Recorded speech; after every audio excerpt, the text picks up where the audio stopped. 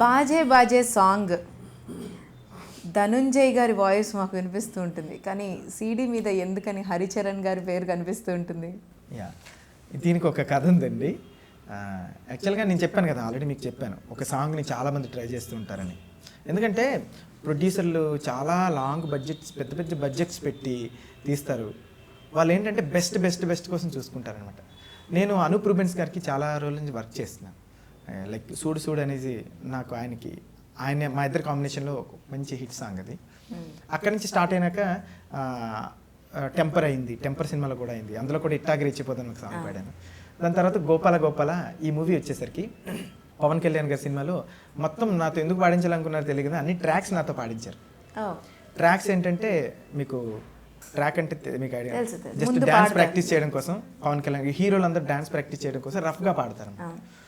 So రఫ్గా పాడినప్పుడు నా వాయిస్తో పవన్ కళ్యాణ్ గారు అంతా డాన్స్ చేశారు. సో అంతకుముందు 2 సాంగ్స్ పాడాను, బట్ ఒకటి కైలాష్ ఖేర్ గారు పాడారు, ఒకటి సోను నిగమ్ పాడారు, ఇంకొకటి ఈ సాంగ్ ట్రాక్ నేను పాడా, బజే బజే. ఈ పాట డాన్స్ చేస్తున్నప్పుడు పవన్ కళ్యాణ్ గారికి చాలా ఇష్టం అంటే సాంగ్, చాలా మంది చెప్పారు నాకు.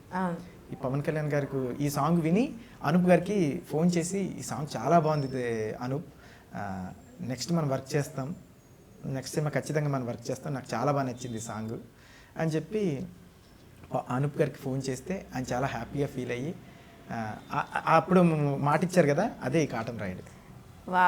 సో అప్పుడు ఎప్పుడైతే చెప్పారో ఆయన నా వాయిస్కి బాగా ఇది నచ్చింది అనుకుంటా. అప్పుడు తర్వాత చాలామంది సింగర్స్ని ట్రై చేస్తే హరిచరణ్ కూడా పాడారు అందులో. పాడిన తర్వాత మన డైరెక్టర్లు అందరూ కూడా, కానీ అనూప్ గారికి నా వాయిస్ అంటే ఇష్టం, నచ్చింది ఆయనకి. అంటే ఈ జోనర్కి, ఈ పాటకి, ఆ ఊపుకి ఈ వాయిస్ కరెక్ట్గా మ్యాచ్ అయిందని ఆయన ఫీల్ అయ్యారంట. కానీ హరిచరణ్ కొంచెం పెద్ద సింగరే కదా, సో ఆయన ఏం చేద్దామని చెప్పేసి సో ఆడియో లాంచ్కి ముందే 4 days ముందే యూట్యూబ్లో రిలీజ్ చేశారు.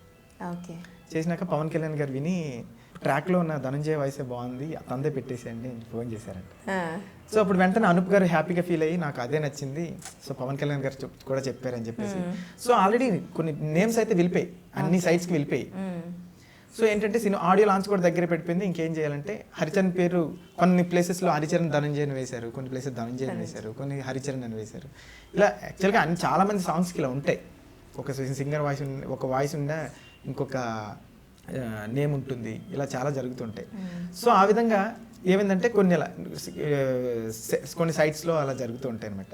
కాబట్టి అనూప్ గారు చాలా ఇంటర్వ్యూస్లో నాకు ఈ పాట గురించి చాలాసార్లు చెప్పారు, నా దగ్గర ట్రాక్స్ ఎక్కువ పాడి ధనంజయ్ పాడారు, దానికి మంచి బ్రేక్ వచ్చింది, నాకు కూడా నచ్చింది సాంగ్ అని చెప్తూ ఉంటారు. నెక్స్ట్ అందరికీ ఇండస్ట్రీ అందరికీ తెలుసు, ఎందుకంటే నా వాయిస్ ఎలా ఉంటుంది, హరిచరణ్ వాయిస్ ఎలా ఉంటుంది అందరికీ తెలుసు. సో నా వాయిస్ ఎలా ఉంటుంది తెలుసు కాబట్టి, సో నేమ్ ఒకటే లేదు కానీ మిగతా అంతా, సో దానికి కావాల్సిన నేమ్ అంతా నాకు మీకు వచ్చేసింది.